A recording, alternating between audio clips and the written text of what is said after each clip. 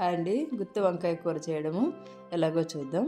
ముందుగా ఒక బాండీ పెట్టుకొని అందులో 1/2 కప్ వరకు పల్లీలు, 2 స్పూన్లు నువ్వులు, 1 స్పూన్ వరకు గసాలు వేసి చిటపట్లాడిన తర్వాత ఒక మిక్సీ గిన్నె తీసుకొని అందులో వేసుకోవాలి.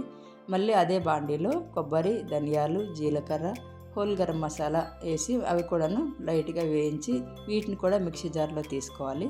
ఇవి చల్లారిన తర్వాత కొంచెం కొంచెంగా నీళ్లు తీసుకొని పేస్ట్ చేసి ఆ ముద్దని పక్కకు పెట్టుకోవాలి.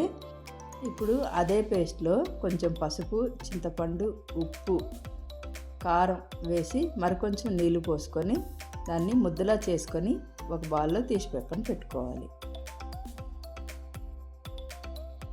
మళ్ళీ అదే కడాయిని పొయ్యి మీద పెట్టుకొని ముందు మనం తీసి పెట్టుకొని 1/2 కప్ నూనెను కూడా వేసి లైట్గా వేడెక్కిన తర్వాత ముందు మనం ఘాట్లు పెట్టుకున్న వంకాయలను కూడా వేసి దోరగా వేయించాలి. ఈ వంకాయల్ని అరగంట సేపు ఉప్పు నీళ్ళల్లో ఉంచినట్టయితే నల్లగా ఉండకుండా ఉంటాయి. ఇప్పుడు అందులో కొంచెం పసుపు కూడా వేసి మరోసారి వాటిని మెల్లగా కలుపుతూ వేయించాలి. ఇలా కలుపుతున్న వంకాయలకి ఒకసారి మూత పెట్టి ఒక 5 నిమిషాలు మగ్గించాలి. మూత తీసిన తర్వాత అవిని ఒకసారి చెక్ చేసుకోవాలి. వంకాయలు చెక్ చేసుకునేటప్పుడు అవి మెత్తబడ్డాయి లేనిది ఒక గరిటెతో స్మాష్ చేసుకుంటే ఉడికాయ అనేది మనకు అర్థమవుతుంది. వాటిని మనం పక్కకు తీసి పెట్టుకోవాలి. పక్కకు తీసి పెట్టుకున్న తర్వాత అదే బాండిలో ఉన్న నూనెలోనే మనం ముందుగా కట్ చేసి పెట్టుకున్న ఉల్లిపాయలని, పచ్చిమిర్చి, కరివేపాకుని వేసి వాటిని కూడా గోల్డెన్ బ్రౌన్ కలర్ వచ్చేదాకా వేయించుకొని తర్వాత అల్లం వెల్లుల్లి పేస్ట్ వేయాలి.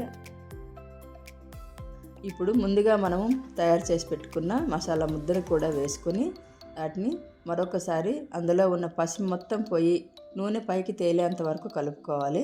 కలుపుకున్న తర్వాత ఇప్పుడు 1 కప్పు వరకు వాటర్ వేసుకొని అవి మరుగుతున్న టైంలో వంకాయలను కూడా వేసి ఒక్కసారి కలుపుకొని మూత పెట్టుకోవాలి. ఇప్పుడు మూత తీసి అవి ఒకసారి చెక్ చేసుకోవాలి. వంకాయలు ఉడికింది లేదో చెక్ చేసుకున్న తర్వాత ముందు మనం తీసి పెట్టుకున్న ధనియాల పొడి, జీలకర్ర పొడి, గరం మసాలా, కొత్తిమీర వేసి ఒకసారి కలుపుకొని స్టవ్ బంద్ చేసేసారు.